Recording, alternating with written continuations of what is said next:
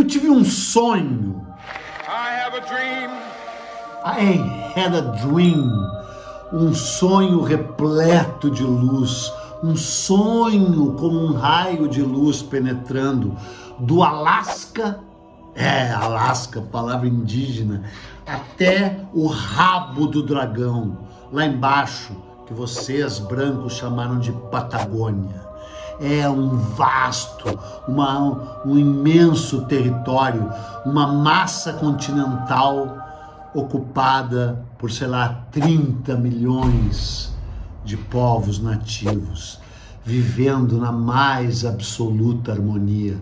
Lá dos Inuí, que chamavam de esquimó, os Inuí, os Melti, os Paiute, os Sul, os Anasazi, os Zuni, né? Os Maias, os Zapotecas, os Olmecas, os Kuna, os Jíbaro, né? E lá embaixo, os Alacaluf, os Zona, os Yagan, os índios que viviam pelados no vento patagônico, hein?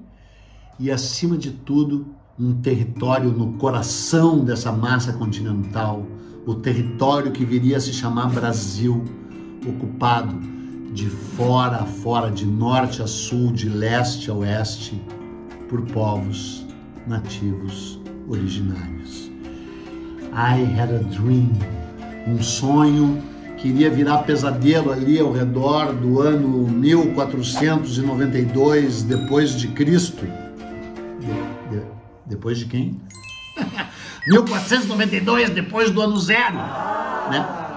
Mas estava eu aqui sentado hoje aqui com esse raio de sol entrando aqui, me iluminando, e eu pensei em te convidar para um mergulho imaginário, que já começa com uma rima frouxa, mas bonitinha.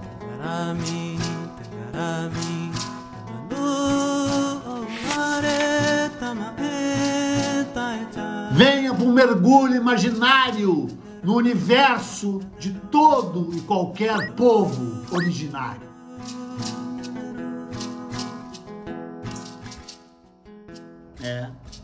Todo e qualquer povo originário. E é um sonho mesmo, né? Porque, cara, é um tema que me interessa há muitos anos. É um tema desde que eu cheguei lá nas praias ainda desertas de Santa Catarina, em 74, 75. Já falei isso em outros lugares. Entrei numa, queria ser índio. Só que, daí eu perguntei quem eram os índios que viviam aqui, ninguém sabia quem eram os índios que viviam ali, né, cara? E aí eu fui à luta dessa história há muitos anos já, há uns 40 anos que eu leio sobre isso, né? Foi assim que eu acabei mergulhando na história do Brasil. Então, cara, de vez em quando eu fecho os olhos, cara, e imagino um mundo utópico e imaginário, né? Até porque esses povos indígenas, né? Esses povos originários eram humanos, né? E você querer transformá-los no bom selvagem, achar que eles viviam em completa harmonia com o meio ambiente, em completa harmonia entre si, é mais uma forma de desumanizá-los, né? Evidentemente eles não eram os bons selvagens, eles eram humanos e, como diz meu ídolo máximo, Bob Dylan, we are all human. And we all have an asshole. Né? Todos nós somos humanos e temos um orifício específico por onde fazemos aquilo que os humanos fazem muito, né? Merda. Então, os indígenas não eram muito diferentes disso. Mas como eu sempre fui, além de comuna, né? Porque, claro, sou totalmente comunista, né? Tu sabe, né, cara? Eu sempre fui, por um lado, um utópico mesmo, meio hippie, né, cara?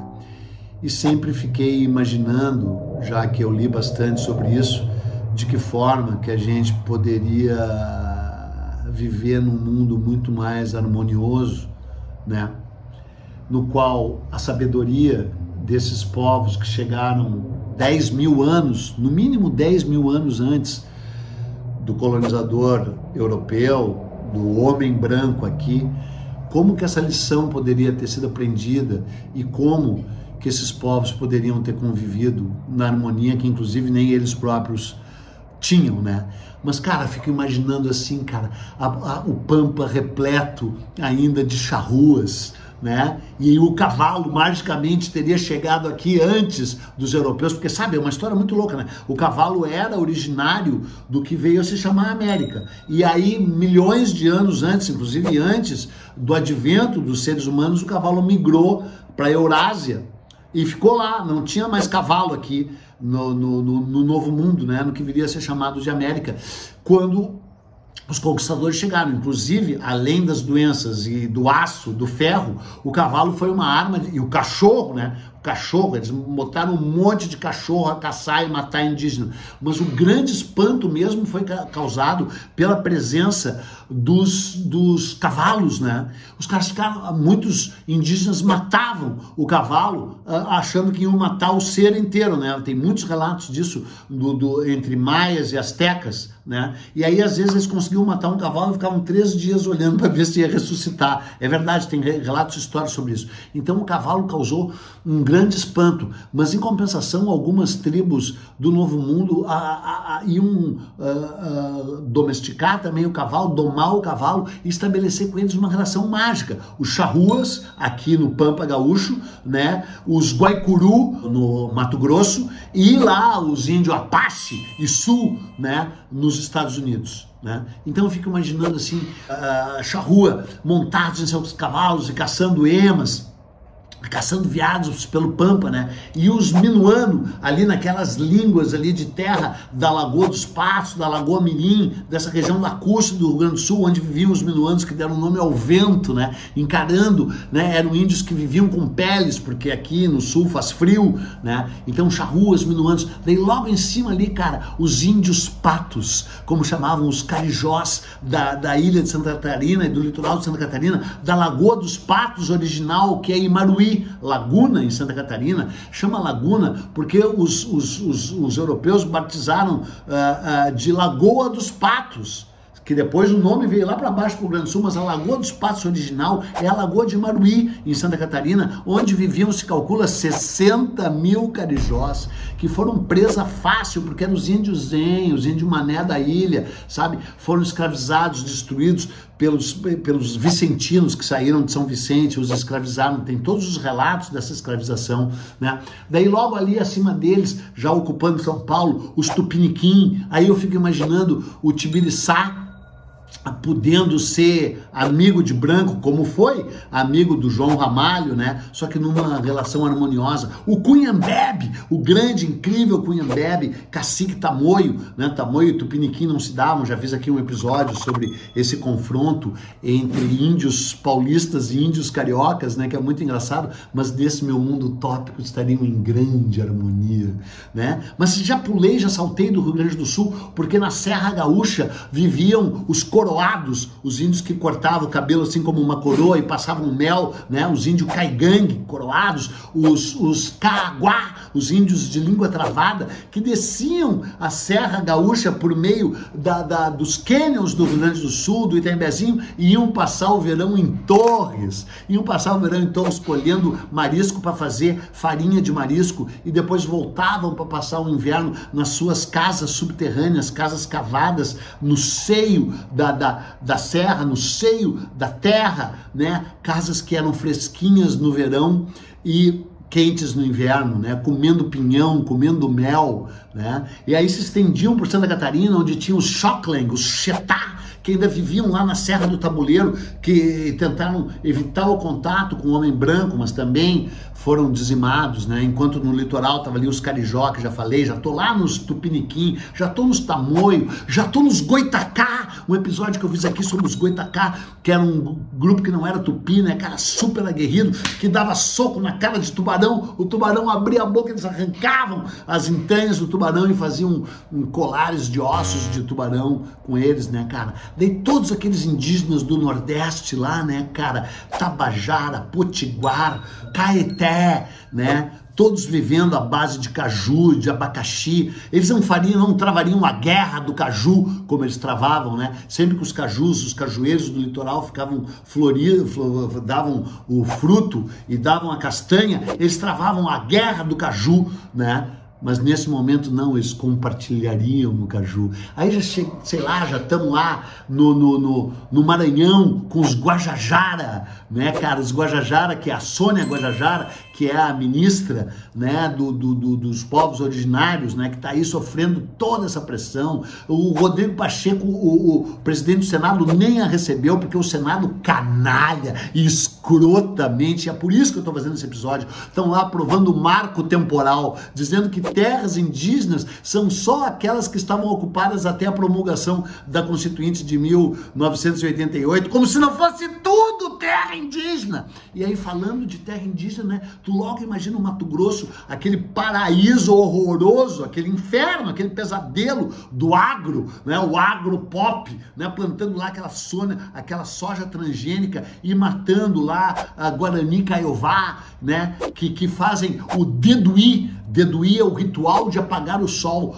pela falta de opção, pela dissolução de sua cultura antiga. Os índios do Mato Grosso do Sul e do Mato Grosso foram talvez aqueles mais afetados, pelo menos no século XX, né, pelo avanço dos brancos. E eram índios indígenas inacreditáveis ali do Xingu, né, cara? Os cintas largas, né? Os cintas largas que usavam uma casca de árvore, como se fosse um grande cinturão, assim, né?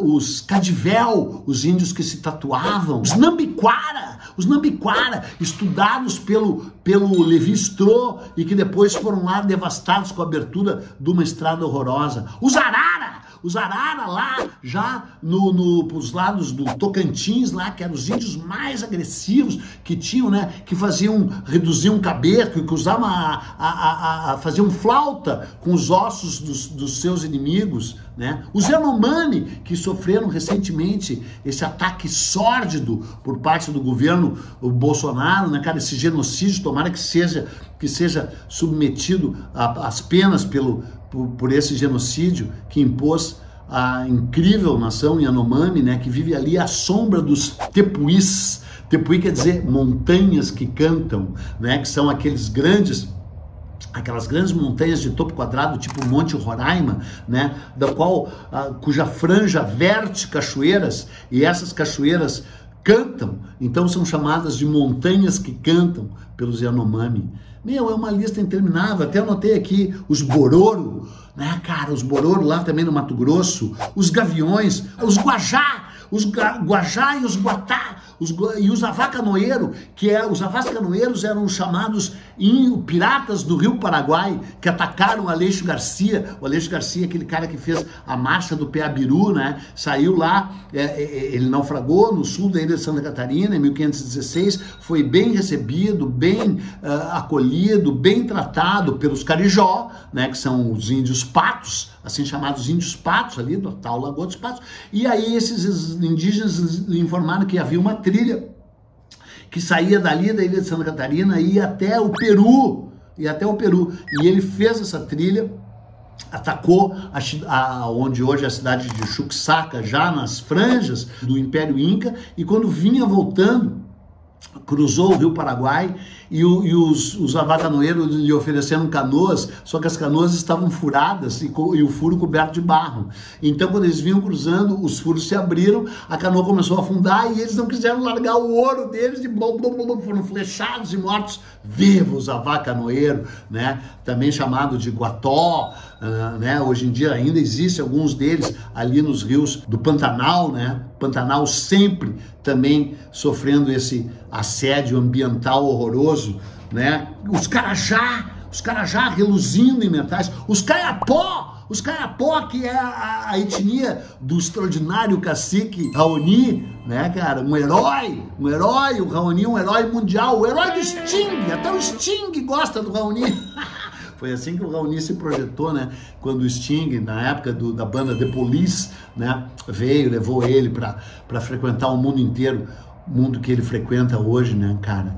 E e aí falando em líderes indígenas, né, cara, o Ailton Krenak, dos Krenak, né, Krenak, que é um povo, não é do grande grupo Tupi-Guarani, né, a maior parte das nações do litoral brasileiro e tal, eram do grupo Tupi-Guarani, falavam a língua geral, falavam em Engatu, né, e aí tem os grupos não tupis, o grupo G, né, outras etnias que eram amazônicas, embora no Amazonas tivesse muito tupi também, mas basicamente o grupo G ocupando o coração, o cerne do Brasil ali, que hoje é Goiás, Araguaia, né, e tal. Os índios que vivem na ilha do Bananal, é inacreditável, né, cara? Mais de 200 línguas diferentes, né? Olha a riqueza extraordinária disso, e isso visto como um impasse, isso pro progresso, né, cara? Quando na verdade é o autêntico, o genuíno progresso, a diversidade, né? A riqueza cultural e o legado ambiental desses povos, né, cara? É demais. I had a dream. I dreamed a dream in time gone by. Ai, mesmo que o sol já se foi, o meu sonho está se obscurecendo. Quem mais que eu tenho aqui? Terena, os Tucano, da Nayara Tucano, minha amiga querida, pintora maravilhosa, né, cara? Os Guarani, do Xadalu, meu outro amigo Xadalu, que está lançando um livro agora pela editora Pio, né? Cadê? Um livro maravilhoso, Xadalu Guarani, um incrível legado da nação Guarani, que foi catequizada, né, tal, mas mesmo assim, junto com os jesuítas, desenvolveram um projeto que provava como poderia ter havido equilíbrio e harmonia, mesmo com todas as perturbações, assim, né, colonialistas do projeto jesuíta, né, teve aquelas missões incríveis no Paraná, o Guairá, né, eu já fiz um episódio contando como é que elas foram destruídas, o TAP no Rio Grande do Sul, o Itatim no Mato Grosso do Sul, né, e todas as missões também ali da Argentina, São Inácio Mini e tal, papapá, porque na verdade o que eu tô falando é de uma visão continental, global, assim, né, cara, como eu já falei, desde o Alasca, que é uma palavra, Inuit, que é uma palavra do povo que a gente chamava antes de esquimó, e que agora exige ser chamado de Inuit, que é o nome genuíno deles. Alasca quer dizer as grandes planícies, né, até, como já falei, o rabo do dragão, que é assim que os indígenas lá, patagônicos, né, indígenas incríveis, assim, que eu sou fissurado neles, né, já estudei bastante esses indígenas ali, mas estudei, né, ali li muito com vigor sobre esses caras que viviam pelados na neve, não é pelados em Santos, é pelados na neve, né. Então, cara, o que eu vou te dizer? Eu vou te dizer que esse mundo de degenerescência, esse mundo de dissolução da ética e da moral e da dignidade, desse mundo que perdeu a sua espiritualidade, né, é um mundo que só poderia renascer o dia em que o legado dos povos originários do Alasca, Patagônia e dos povos originários do Brasil for plenamente resgatado e pelo menos a terra que sempre pertenceu a eles seja demarcada e, de novo, passe a pertencer a eles como sempre pertenceu. Mas como eu já perdi o meu sonho hippie faz muito tempo, tem que partir pra guerra! Guerra não adianta, né, cara? Mas tem que partir para o confronto, tem que partir para a defesa desses interesses e tem que partir para o afrontamento dessa bancada pluralista do Congresso que tanto atraso traz para o Brasil e mente que traz progresso. Mas aqui não passarão. É isso aí. Tchau. Passe mal.